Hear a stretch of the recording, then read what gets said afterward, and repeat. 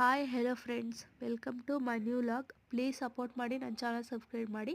ನಾನು ಇವತ್ತು ಅಕ್ಕಿ ರೊಟ್ಟಿ ಮಾಡ್ತಾಯಿದ್ದೀನಿ. ಮೊದಲಿಗೆ ಇಲ್ಲಿ ಅಕ್ಕಿ ರೊಟ್ಟಿ ಮಾಡೋಕ್ಕೆ 2 ಗ್ಲಾಸ್ ಅಷ್ಟು ಅಕ್ಕಿ ಹಿಟ್ಟು ತೊಗೊಂಡಿದ್ದೀನಿ. ಒಂದು ಪಾತ್ರೆಗೆ ಬಿಸಿನೀರು ಇಟ್ಬಿಟ್ಟು ಸ್ವಲ್ಪ ಬಿಸಿ ಇರೋ ನೀರನ್ನ ಆ ಹಿಟ್ಟಿಗೆ ಮಿಕ್ಸ್ ಮಾಡಿ ಸ್ವಲ್ಪ ಸಾಲ್ಟ್ ಹಾಕ್ಬಿಟ್ಟು ಚೆನ್ನಾಗಿ ನಾದ್ಕೊಳ್ತಾ ಇದ್ದೀನಿ.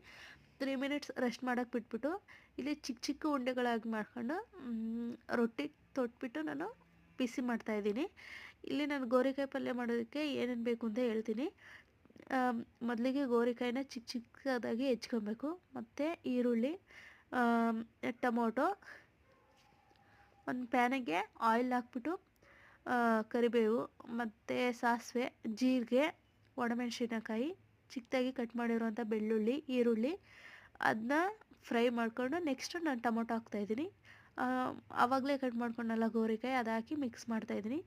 ಸಾಲ್ಟ್ ಹಾಕಿದ್ದೀನಿ. ಇಲ್ಲಿ ಒಂದು ಪ್ಯಾನಲ್ಗೆ ನಾನು ಕಡಲೆಬೀಜ ಹುರ್ಕೊಳ್ತಾ ಇದ್ದೀನಿ. ಯಾಕೆಂದರೆ ಕಡಲೆಬೀಜ ಹುರ್ಕೊಂಡು ಆ ಪಲ್ಯಕ್ಕೆ ಮಿಕ್ಸ್ ಮಾಡಿದರೆ ಒಳ್ಳೆ ಟೇಸ್ಟ್ ಕೊಡುತ್ತೆ. ಸೊ ಹಾಗಾಗಿ ನಾನು ಇಲ್ಲಿ ಕಡಲೆಬೀಜ ಹುರ್ಕೊಳ್ತಾ ಇದ್ದೀನಿ.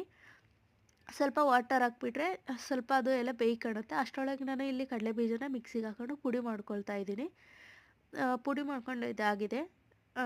ಪಲ್ಯ ಜೊತೆಗೆ ಸ್ವಲ್ಪ ತೆಂಗಿನಕಾಯಿ ತುರಿ ಮತ್ತು ಕೊತ್ತಂಬರಿ ಹಾಕಿ ಆವಾಗಲೇ ರುಬ್ಬಿದ್ವಲ್ಲ ಆ ಕಡಲೆಬೀಜದ ಪುಡಿ ಹಾಕಿದ್ರೆ ರೆಡಿ ಆಯಿತು ಪಲ್ಯ.